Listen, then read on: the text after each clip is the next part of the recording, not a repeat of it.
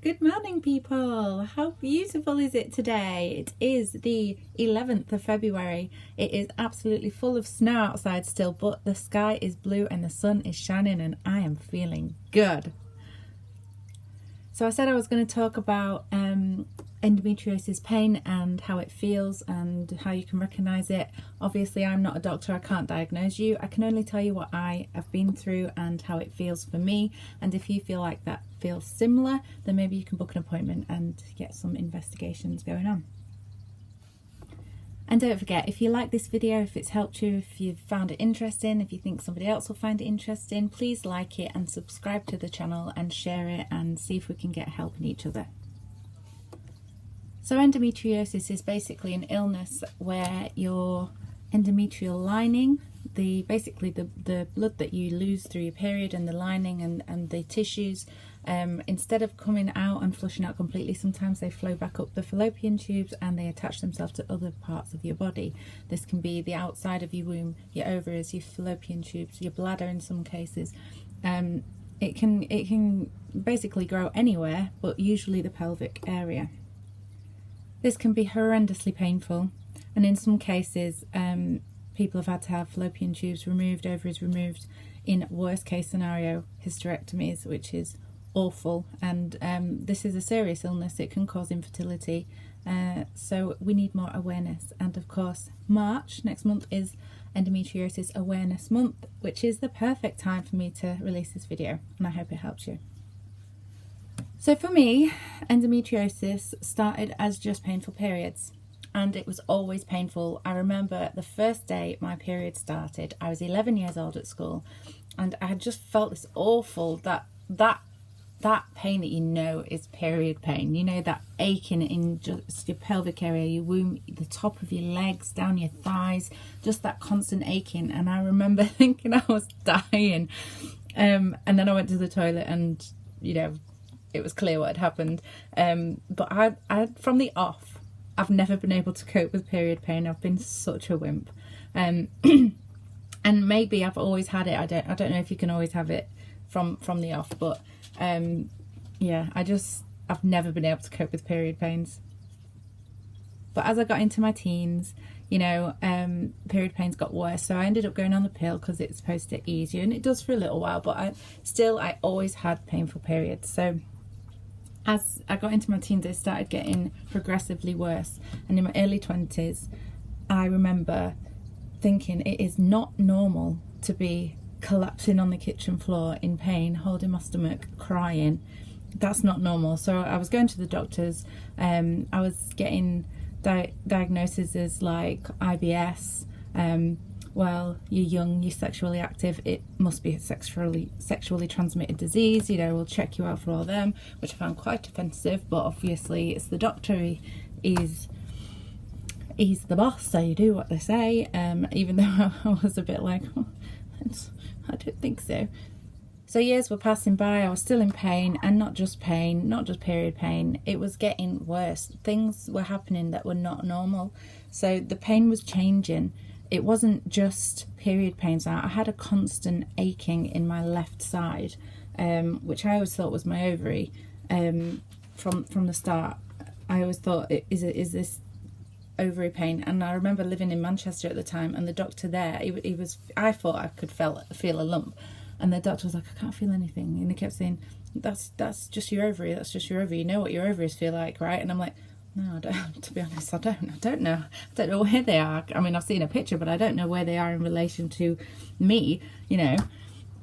So yeah, basically just kept getting, I don't want to say fobbed off, but I was getting fobbed off. It's IBS, it's sexually transmitted diseases. Oh, well, if it's not sexually transmitted diseases, then maybe it's just scar tissue from previous sexually transmitted diseases, which again, really freaking offensive, you know.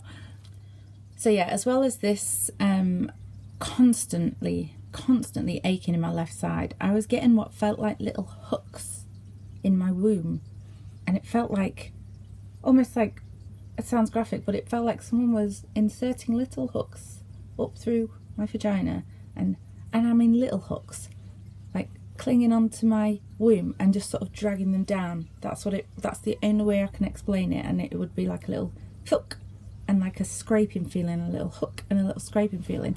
And I wasn't on any internal contraceptive then. I was on the pill, so I knew that wasn't normal. And also shooting pains up the fluff and shooting pains up the buff. Yes, both up the vagina and up the bottom, the rectum, the pain. I can't explain it. I know shooting pains are supposed to be something that everybody or all females suffer with, around the cycle, but this was shocking. It would take my breath away. It'd feel like I'd sat on a knife. That sounds graphic, but that's what it felt like. It felt like I'd sat down, or even when I'm stood up, and somebody had stabbed me internally from the bottom upwards. And that sounds awful, but that's the only way I can explain it. It was horrendous. And another feeling I would get is what felt like fireworks going off inside me.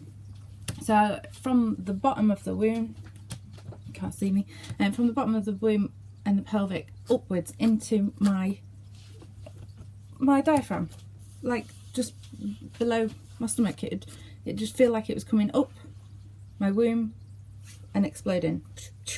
Shoot, shoot. That's what it felt like. Painful, really, really painful. And I'd be crying on the floor and curled up in a ball, hot water bottles, having to get in the bath, abusing ibuprofen like nobody's business, which probably has done some internal damage as well, which is not good. So I knew all these things weren't normal, and I kept going to the doctor and I kept getting fobbed off, and years are passing and I'm still in pain. Years. And they won't even give me an ultrasound. So that's another thing that was annoying me. I remember on 2 occasions I had to ring an ambulance, and the second time it was just after my granddad died. So that's, how many years ago is that? Like 9 years ago. My God, that's a long time ago. That's a long time ago.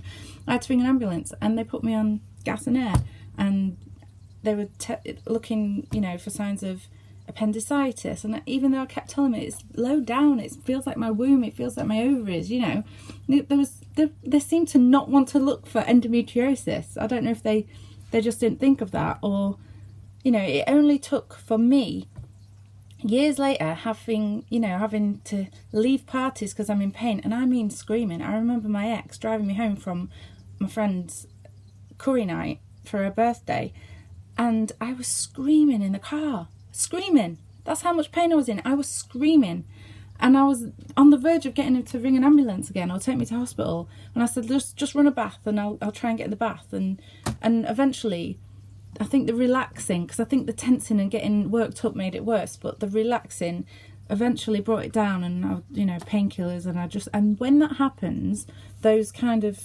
flare-ups, really bad attacks, you are absolutely exhausted afterwards. It wipes you out completely for a couple of days. It's awful. And that would happen routinely over 7 years. 7 years. And it was only when I really pushed, I kind of started reading about endometriosis, and I started thinking, maybe this is what I've got. So I really pushed for an ultrasound, and I went for the ultrasound, and I got there, and they forgot about me. And they say, drink lots of water so it pushes your bladder out. Your bladder pushes your womb forward. So I drank lots of water, and they forgot about me. So this is about an hour and 20 minutes had gone by, and I had drank all this water, so I was ready to bust. So I went in for the ultrasound, and immediately, because my bladder had pushed my womb so far forward, cyst about the size of a golf ball on my left ovary. And I knew there was something wrong with my left ovary. I went on and on and on about it, and nobody seemed to take me seriously. Oh, it's just period pains. Everybody gets period pains. Maybe it's IBS. Maybe it's, this. Maybe it's that. Blah, blah. I knew there was something wrong with me. So it needed removing. It wasn't a cyst that was just going to go away on its own. So they booked me in for a laparoscopy. When I had the laparoscopy, they opened me up. They took away the cyst, but also they had to burn lots of endometriosis away. So yes, several years of pain when And I think that I had that cyst for a long time as well. It was fairly big, you know, the size of a golf ball. So if they'd have just given me an ultrasound a little bit before, then maybe they'd have got it earlier and I wouldn't have been in pain for so long. But then maybe if it hadn't been left so long, the cyst wouldn't have been so big and noticeable. So I don't know. But finally I got diagnosed with endometriosis, and that at least was some relief, because when you have the endometriosis burnt away, obviously, because they bleed during your cycle, those little lesions, they bleed, and that's what causes the pain, you know. So when that was gone, I had a few years fine, all gone, just normal. I mean, still painful heavy periods, but that's always going to be, I think. And then, so it must have been about 7 years, I got the pain back, that unmistakable aching in my left side, and I just knew. So I went to the doctors, and this time round he was really good, the gynaecologist, and I told him everything. I told him about the rectum pain I was getting again, the dull ache in my left side, the unbearable cramping where, you know, it stops me in my tracks and I have to either curl up in a ball or, you know, kneel to the floor. And he just said, yeah, okay, I'm going to go speak to the head gynaecologist. And he came back in, he said, yeah, we agree, we'll do another laparoscopy as soon as possible. And this time around I had a lesion on my left side of my pelvic, about the size of a penny, he said it was, and that's what was causing the pain. And since then I've been on the Mirena coil to help keep the pain and bleeding at bay, which so far it has done, but I want to be free of all unnatural chemicals and hormones now, which you'll know from my other videos. So yeah, I'm taking control of this myself and getting rid of all unnatural chemicals, and I'm going to try and treat it naturally. This might not work, but I have to give it a try. So yeah, hopefully this has helped you recognize the pain or some of the symptoms. I also had another epiphany. So over the years, alongside this pain, the endometriosis pain, I was getting joint pain in my fingers, toes, knees, shins, elbows, but what stood out was the pain that I used to get in my shoulder blade. I was diagnosed with a fibromyalgia type problem. They didn't actually diagnose me with fibromyalgia, although they treated me for fibromyalgia, which is amitriptyline, only a low dose, but that is a mild antidepressant, which I came off of because I didn't want to be on antidepressants for the rest of my life.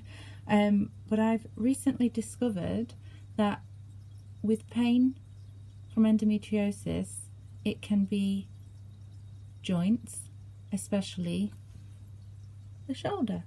Now I can't remember the name of the nerve, I'll put it in a link below, but there's a nerve which causes pain in the shoulder if you have endometriosis. Now I'm starting to wonder, did I ever have fibromyalgia at all? Or was this just another symptom of endometriosis? It's making me question everything. So thank you for watching my video, everybody. It's been lovely to talk to you. If it has helped you in any way, or if it might be something that you know will help somebody else, then please share, please like the video and subscribe to the channel. And like I say, let's get helping each other. Thanks. See you later.